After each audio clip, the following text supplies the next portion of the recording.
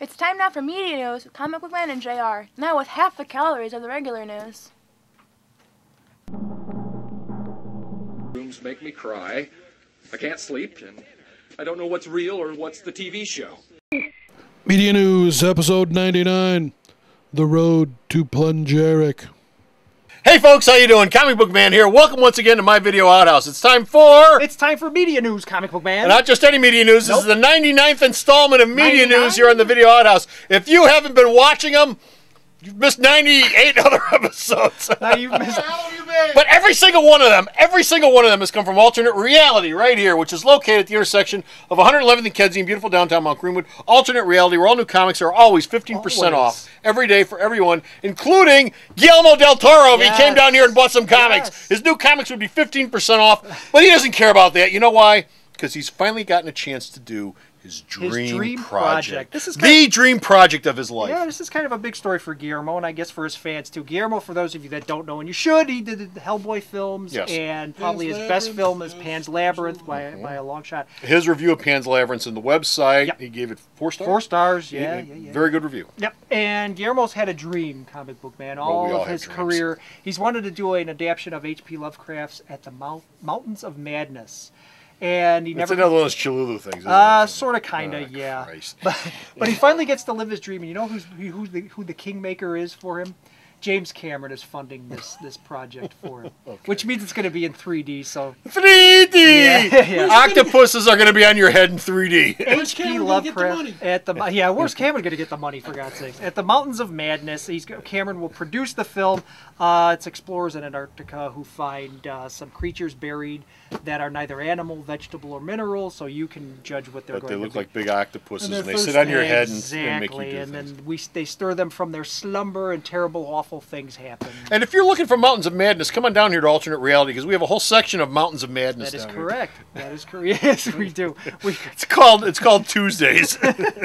But Guillermo won't start on that project until he does Frankenstein. Frankenstein. Guillermo has a Jones for the Universal Monster movies. From what I am told, and this is supposedly true, he has a shrine in his home dedicated an entire room to the Universal Monsters: Frankenstein, Dracula, the Karloff, Lugosi stuff. And he's doing makeup tests for Frankenstein now. So that's first, and then at the Mountains of Madness. I have an Invisible Man. Who doesn't? Moving right along, Comic Book Man. JR. Yes? I hear. What do you hear? You're not deaf. I hear that DiCaprio wanted to do a Viking film with somebody. But he's not going to be doing a Viking film now. And who is that somebody who's supposed to be doing it with? Leonardo DiCaprio was going to be in a proposed film about the Vikings being directed by Mel Gibson. Who? What? Who? What? I need a woman!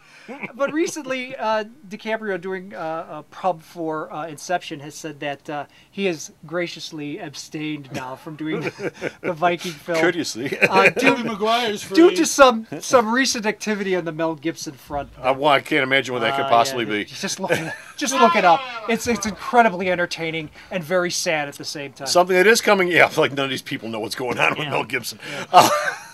Something that is going on, though, Total Recall is being remade. It's being remade. Len Weissman, who gave us the lousy Underworld movies and the worst of the Die Hard films, Live Free and Die Hard, is going to give us a remake of Total Recall, which will supposedly be much closer in tone to the Philip K. Dick story. We can imagine it for you wholesale. I just want Schwarzenegger to be thrown out into the surface of Mars going, arr, arr, arr, and his eyes bugging out of his head and stuff. It'd be fantastic. My favorite part of that movie. So, yeah.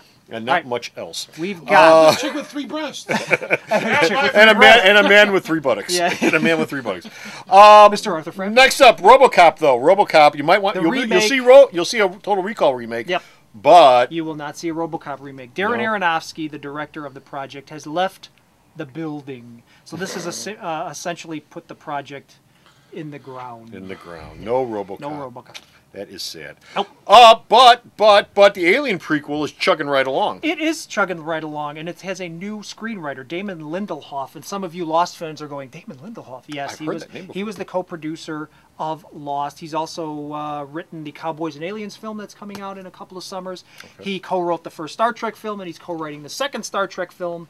Okay. He has been brought in to do a rewrite on the Alien prequel for Ridley Scott. Okay. Ridley wants the film to be very self-contained. He doesn't want this film to have any chance of another film around it, prequel, sequel. It's a one-off for Ridley, and he wants to keep it that way. Really? So the script is being retooled. And how does 20th and the producers feel about it? I think if they want Ridley, they're going to let him have his way. Okay. It's bringing him back into the fold. Well, considering the current state of the Alien franchise, I would pretty much let him have his way. Yeah, go for it. Go for it. Green Hornet. Yeah. As you have heard, this wonderful Green Hornet film, which was originally supposed to come out this summer, then was pushed back to a Christmas release, then was pushed back to a middle of January. Yeah. Everybody's in school, everyone's back to work, and it's 20 below zero out release. It's actually got a sequel planned. Screenwriter Evan Goldberg said the studio's already asked him to start writing away on a sequel. Why? Because they're going to release it before the first I one. think that's the studio trying to make people or fool people into thinking the studio must really like this film, so maybe it's not so bad after all, and we'll all go see it in the middle of winter when it's 20 below. Sure. Yeah, no, okay. I think it's all smoke being blown up people's keisters. Okay, last story we got is... What is it, comic book man? Battleship! Battleship! Battleship! You sunk my battleship! When you think of Battleship, the game, and when you think of the possibility of a motion picture, and you think of the casting of this motion picture... This is good to lead into episode 100 because we made our bones off of games, games being made into movies. And that may be what episode 100 is. We'll just do games being made into movies. It could be. But when you think of Battleship in the game and the possibility of a movie and the casting of it, the first name that comes to mind is not pop star Rihanna, but it is to the studio because she will be making her feature film debut. JR, it's a movie based on the movie game Battleship. Well, Rihanna's not the first name that comes to mind. Who would be? Well, Bette Midler? You know what the concept Betty of this movie Davis? is, comic book man? It's not just ships at sea in the war. You have all these great battles of World War II that you could draw from. Oh, no. It's about the armed forces of our planet fighting against an alien water-bound armada. In space? In space, in the skies, in the water. they're gonna rip off Spaceship Yamamoto. There you go. The battleships in space thing from Japan. Brought to you by director Peter Berg, who gave us Hancock. Now, as each ship gets hit by the other ship, will peg there be a big red peg that comes down into the ship? And, oh my God, we only got three more pegs! That's right. You can lie about Hard to starboard! So this thing sounds lousy from the word go. But she'll sing the theme song probably, so that'll be fantastic. Okay. And that's it. That's it. We're done. done. We're done. We're finished out here. Can. Episode 99 is in the can. Yep. You know what? We had to make this a truncated version of the media news. You know why? We didn't tell them. Comic-Con's coming up in a few weeks here in Chicago, Wizard World. Yeah. And Comic Book Man. How will that affect us? Well, because we got to run to the store and get a whole bunch of hand sanitizer before the con. Oh, yeah, that's right. That's so we right. got to go. We got to get some hand sanitizer. But if you want to see the other 98 episodes of media news, or if you want to read all of his reviews, all of them, or if you want to read all of Bo's media news, and if you have time to do all that, get a freaking job. It's all at the store's website. And where's the store's website? Where's the store's website? I don't know. Who would know? Sarah knows. Oh, okay. You'll feel way better about yourself. www.myalternatereality.com. So, if you want to take a hot iron to your face, or if you just want to read all that stuff, I just want to press my stop clothes. over the store's website. But until next time, this is Comic Book Man. And this is JR without a iron in my face. Saying, see you in 100! And the hero of the month this month at Alternate Reality is the amazing stranger from the planet Krypton, the one, the only... Look, up in the sky, it's a bird. It's a plane. It's Superman. Superman, that's right. All my Superman trade paperbacks are 25% off all month long here at Alternate Reality. All soft covers, all hard covers, all showcase editions, all archive editions. Everything that's a Superman trade is 25% off all month long. You know, nothing says truth, justice, and the American way like 25% off savings here at Alternate Reality, so stop on down. The Video Outhouse is brought to you by some of the finest people willing to work for free. This is a list of some of them.